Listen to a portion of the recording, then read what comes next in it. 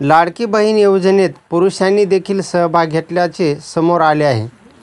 लाडकी बहीण योजनेत जो घोटाळा झाला आहे त्याबाबत मुख्यमंत्र्यांनी चौकशी करावी। 4,800 कोटी रुपयांचा हा भ्रष्टाचार असून सरकारने या योजनेची श्वेतपत्रिका प्रसिद्ध केली पाहिजे। सरकारने उत्तर दिले नाही तर त्यांना कोर्टात या संबंधीचे उत्तर द्यावे लागेल, असा इशारा राष्ट्रवादी काँग्रेस शरद पवार पक्षाच्या कार्याध्यक्षा सुप्रिया सुळे यांनी सोमवारी दिला आहे।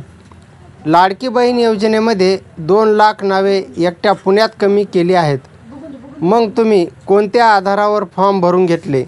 लाडकी बहीणमध्ये पुरुषांनीही लाभ घेतला। फॉर्म भरून घेताना तुम्हाला स्त्री आणि पुरुष हा फरक कळाला नाही का? कोणत्या यंत्रणेने हे फॉर्म भरून घेतले?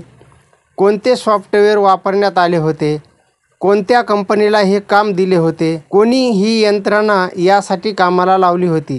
असे प्रश्न उपस्थित करून सुप्रिया सुळे यांनी लाडकी बहीण योजनेची श्वेतपत्रिका प्रसिद्ध करण्याची मागणी केली आहे।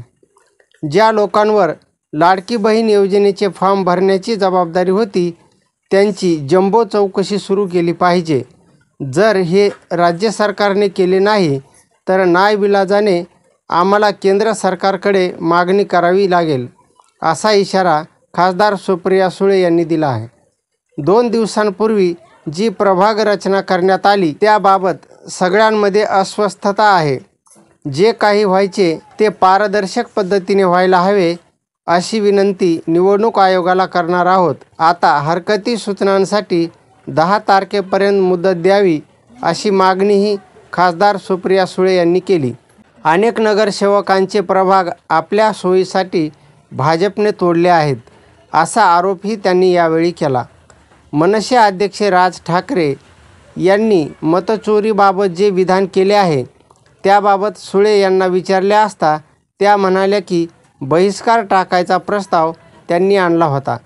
लोकशाहीत बहिष्कार कसा टाकणार म्हणून ते तसेच राहिले, पण याबाबत महाविकास आघाडीचे पहिले पत्र आहे।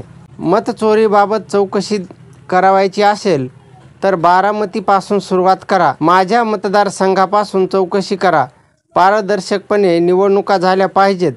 बारामती तालुक्यातील इंदापूर गावात मतदान वाढले हे लक्षात आल्याचे खासदार सुळे यांनी यावेळी सांगितले। एकीकडे लाडकी बहीण योजनेमध्ये 25-26 लाख नावं कमी झालेली आहेत, त्यातली 2 लाख नावं पुण्याची आहेत।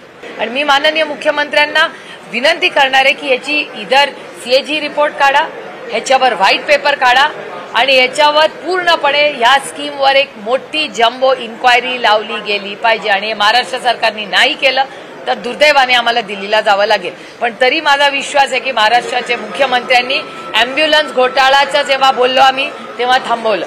त्याच्यामुळे माझी अपेक्षा आहे की लाडकी बहीण योजनेमध्ये 4,800 कोटी रुपयाचा जो घोटाळा झालेला आहे त्याची इन्क्वायरी झाली पाहिजे।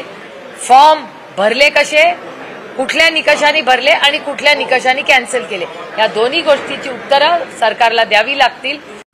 बहिष्कार टाकायचा त्यांनी प्रस्ताव जेव्हा आणला होता चर्चाही झाली होती, पण बहिष्कार कसा टाकणार ना? एका लोकशाहीमध्ये बहिष्कार कसा टाकणार म्हणून ती चर्चा अर्धवट राहिली होती।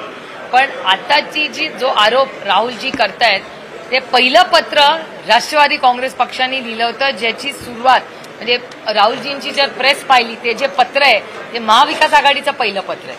म्हणजे विधानसभेचा रिझल्ट लागायच्या आधी आम्ही पत्र लिहिलेलं आहे, नंतर नाही।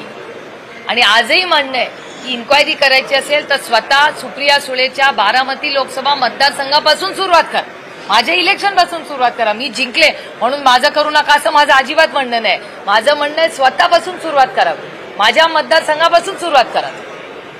पण दुबार मतदान, नावं, एका घरामध्ये 180 लोक ज्याचा पत्ताच नाही, असं कसं राहू शकतं?